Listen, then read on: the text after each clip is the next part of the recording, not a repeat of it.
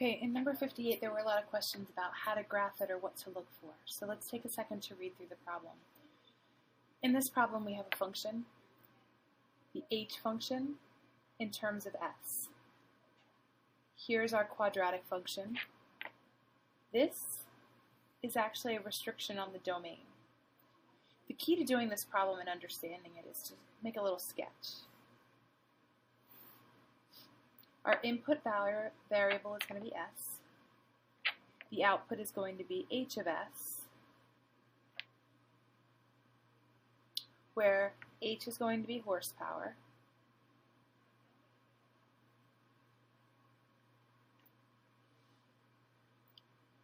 and s is going to be speed of the car.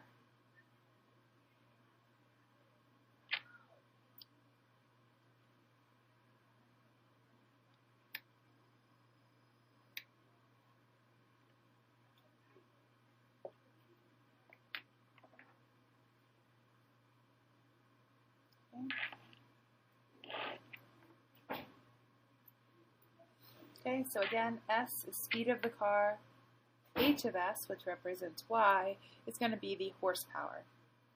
Now, if we take a look up here at our a value, it is positive. Negative 0.029 is going to be our y-intercept. So we can assume this graph is going to start below. It's going to come up at some point and fall back down. Okay? However, because we're talking about s in our graph can only go from 0 to 100. So I'm not even sure if we're going to see all of this curve or just part when we put it in the calculator. So if we come over to the calculator now, we can go ahead into our y equals, and we can type in the function 0.002 x squared plus 0.05x minus 0.029 and graph.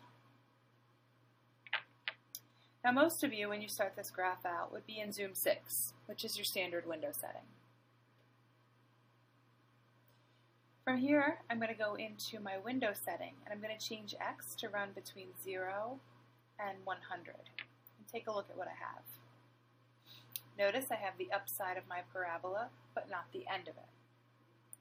So now what I can do is, notice that I only get about half the graph when I go up to 10. So maybe now I can change this to go up to 30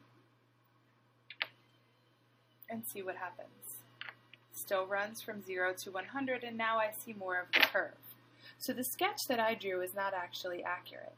What we're looking at is a snapshot of the screen where this comes up to maybe right here, 100.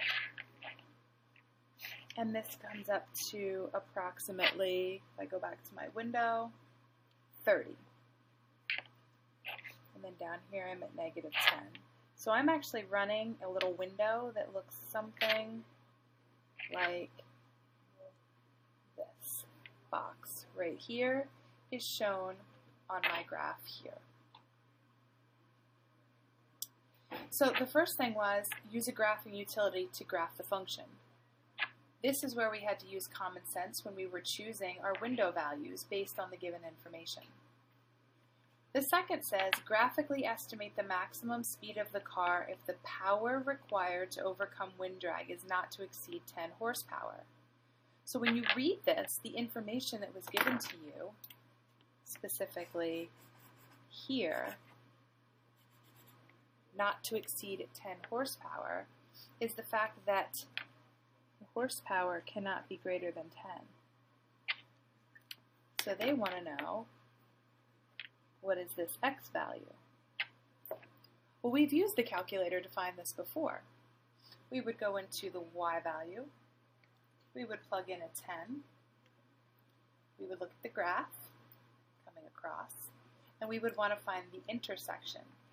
Second, calculate, intersect, first curve, second curve. My guess of the intersection location is right here.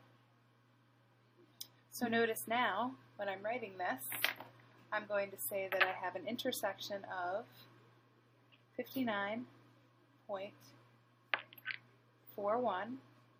comma, 10. This is my y value of 10. This is the corresponding x value found using intersection. So to answer the question, 59.41 is going to be the speed. Now notice it says, verify your result algebraically. Those of you looking to take upper level math, your BC calculuses are higher up, maybe even AB calculus, this should become commonplace. This same process of doing intersection, notice I'm substituting this in for y. So you would have to solve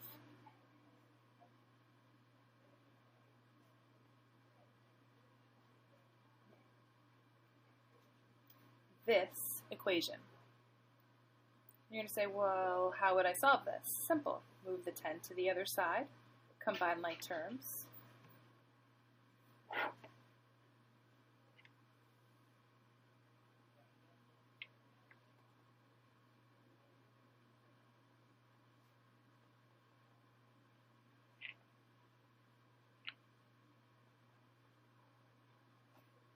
This is a quadratic equation set equal to 0 that does not factor, so we would go to quadratic formula. This would be our A, this would be our C, etc. A, B, and C.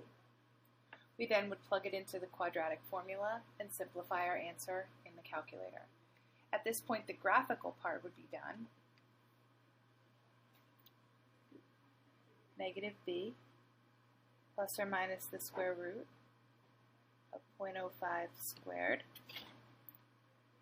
minus 4 times 0.002 times negative 10.029, all of which is divided by 2 times A.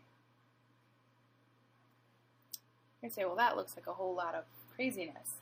It is a whole lot of craziness. But if you think about it, it's going to give us two solutions, the left and the right. So the one that's going to generate the left, because we're going to come off of the center line of the vertex, would be to subtract. So in my calculator, I would put in negative 0.05 minus the square root of, and then I would type all this in, get my answer, and then divide that by the following denominator. It should match to what we found right here, 59.41.